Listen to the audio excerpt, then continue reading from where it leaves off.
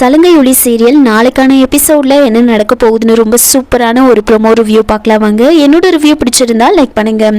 அபூர்வா நேரடியாகவே சாரதா கிட்ட நக்ஷத்ராவோட கல்யாணத்தை பத்தி பேசலான்னு போறாங்க. அப்போ பூரணி ரொம்ப கோவமா வீட்டுக்குள்ள வரக்கூடாது அப்படின்னு சொல்ல, அப்போ சாரதா பூரணியை திட்டி நீ அமைதியாரு, நாங்க 2 பேரும் பேசிக்கிறோம் அப்படின்னு சொல்லி அபூர்வாவை உள்ள கூட்டிட்டு போறாங்க.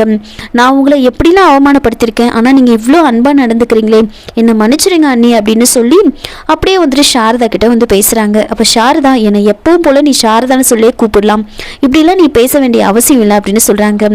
சரி, நான் நக்ஷத்ராக்காக தான் இங்க பேச வந்திருக்கேன். இவ்வளோ நாளும் ஏதோ நக்ஷத்ரா உங்க பையனை லவ் பண்றா, கொஞ்சம் நல்லா மாறிடுவா அப்படின்னு தான் நான் கொஞ்சம் நடிச்சிட்டு இருந்தேன்.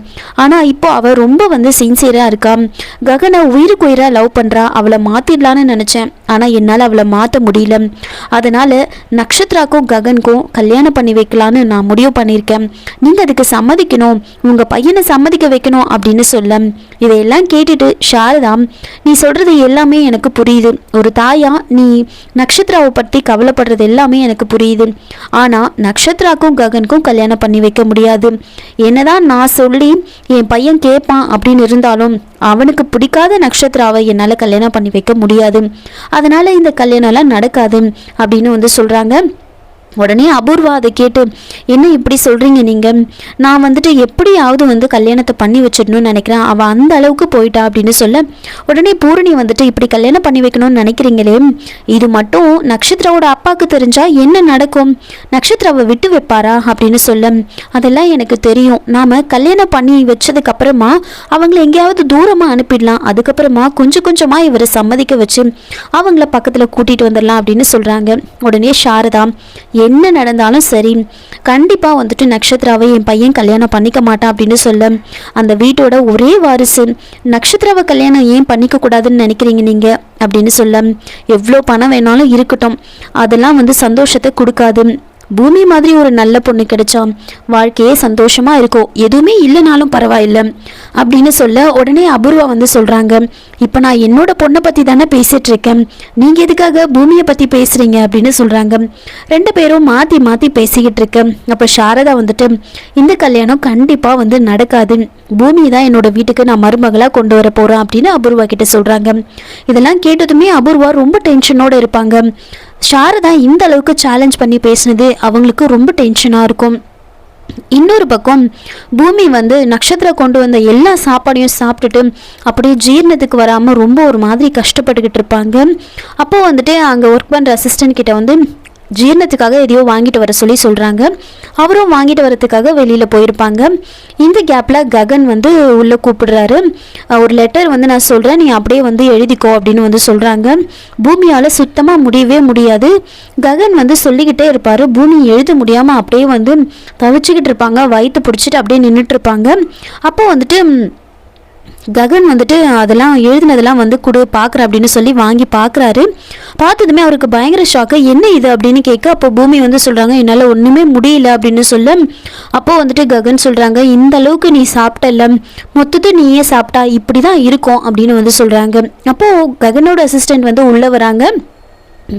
உள்ள இந்தாங்க மேடம் நீங்கள் கேட்டது அப்படின்னு அவர் பாக்கெட்ல இருந்து எடுத்து வைக்கிறதுக்கு முன்னாடியே பூமியால் தாங்க முடியாமல் அங்கே பேப்பர் வெயிட் வச்சுருப்பாங்க, அதை எடுத்து வாயில் போட்டு தண்ணி குடிச்சிருவாங்க.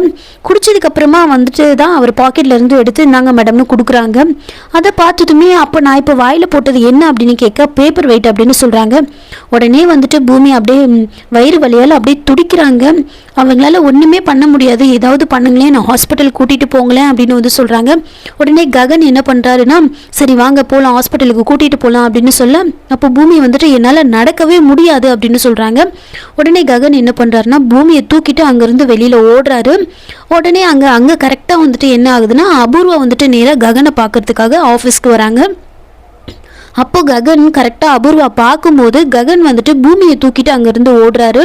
நேராக காரில் ஏற்றிட்டு கார் எடுத்துகிட்டு போகிறாரு. அப்போது அபூர்வா என்ன பண்ணுறாங்கன்னா நேராக ஆஃபீஸ்க்குள்ளே இப்போ ஒருத்தவங்களை தூக்கிட்டு போனாங்களே அப்படின்னு சொல்லி கேட்க, அவங்களா பூமி அவங்க தான் எங்கள் பாஸோட பிஏ அப்படின்னு சொல்கிறாங்க. இதை கேட்டதுமே அபூர்வாவுக்கு பயங்கர ஷாக்கு, இந்த அளவுக்கு நீ ஏமாத்திருக்கியா, இனிமே தான் இருக்கு அப்படின்னு சொல்லிட்டு அபூர்வா நேராக வீட்டுக்கு போகிறாங்க. இன்னொரு பக்கம் ககன் பூமியை தூக்கிட்டு ஹாஸ்பிட்டலுக்கு போகிறாரு. அங்கே அப்படியே தூக்கிட்டு ஓடுறாரு.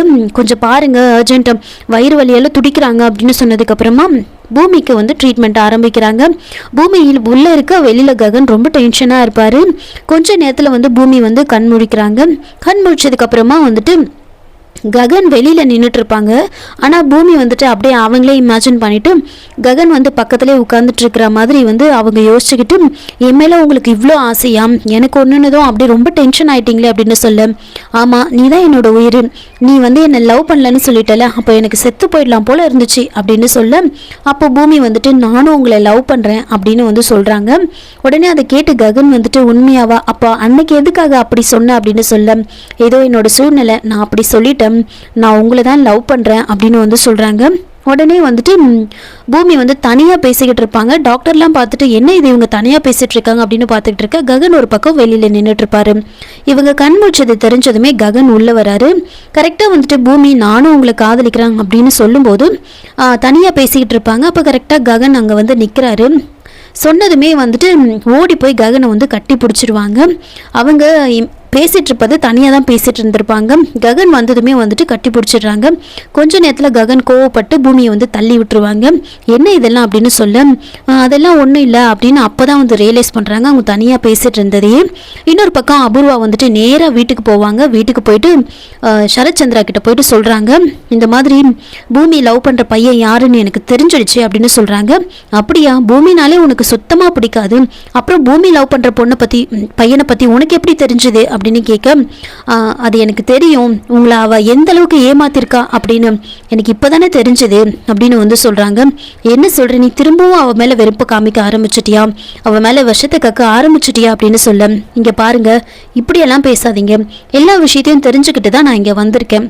பூமி இவ்வளோ நாளும் டான்ஸ் கிளாஸ் டீச்சராக போகிறேன்னு சொன்னால, அதெல்லாம் போய் அவள் நேராக வந்துட்டு அந்த ககனோட ஆஃபீஸ்க்கு தான் போகிறா அப்படின்னு வந்து சொல்கிறாங்க. என்ன சொல்கிற நீ அப்படின்னு கேட்க, நான் உண்மையாக தான் சொல்கிறேன் மாமா, அவள் இவ்வளோ நாளாக வந்துட்டு அந்த ககனோட ஆஃபீஸ்க்கு தான் போயிருக்கான், அந்த ககனுக்கு பிஏவா அவள் வேலை செய்கிறா அப்படின்னு சொன்னதுமே உடனே சந்திரா வந்துட்டு என்ன நீ ஏதேதோ பேசிக்கிட்டு இருக்க அப்படின்னு சொல்ல, நான் உண்மையை தான் சொல்கிறேன், உங்களை நான் ஏமாற்ற மாட்டேன், அவள் தான் உங்களை ஏமாற்றிக்கிட்டு இருக்கா அப்படின்னு சொல்ல, அப்படி அந்த ககனை லவ் பண்ணுறதா இருந்தா அன்னைக்கு ஏன் அப்படி வீசிட்டு அவனை வந்து இங்கேருந்து வீட்டை விட்டு வெளியில் அனுப்புனான், நீ வந்து அந்த மாதிரிலாம் நினைக்காத அப்படின்னு சொல்ல, நான் இவ்வளோ தூரம் சொல்கிறல, நீங்கள் வேணா அவளுக்கு கால் பண்ணி வர வச்சு அவகிட்டயே விசாரிச்சு பாருங்க, இதுக்கப்புறமும் அவள் யாரை லவ் பண்ணுறா அப்படின்னு நான் சொல்லணும்னு அவசியம் இல்லை, அந்த ககனுக்கு பிஏவை தான் அவள் ஒர்க் பண்ணுறா அப்படின்னு வந்து சொல்றாங்க. இதெல்லாம் கேட்டதுமே சந்திராவால பொறுத்துக்கவே முடியாது, அது அப்படிலாம் இருக்காது அப்படின்னு சொல்றாங்க. உடனே அபூர்வா வந்துட்டு சொத்துக்காக தான் அவ இந்த வீட்டில் தங்கி இருக்கா, அதுக்கப்புறமா அந்த ககன் கூட போய் சேர்ந்துருவா அப்படின்னு சொன்னதுமே உடனே சந்திரா என்ன பண்றாங்கன்னா